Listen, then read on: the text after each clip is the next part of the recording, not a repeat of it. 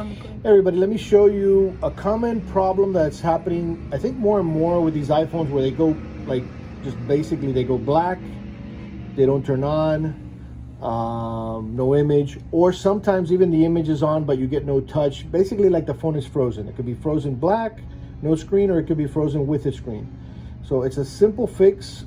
It basically is a forced restart. You press the volume up, then volume down, and then press and hold the power button. Keep it pressed. That should force the phone to restart.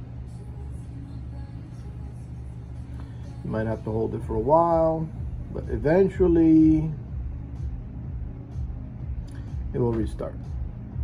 Once the Apple comes up, just let go of the button. So that did take a little while. So most people just kind of press it for 2-3 seconds, and you know, it takes a little bit more than that.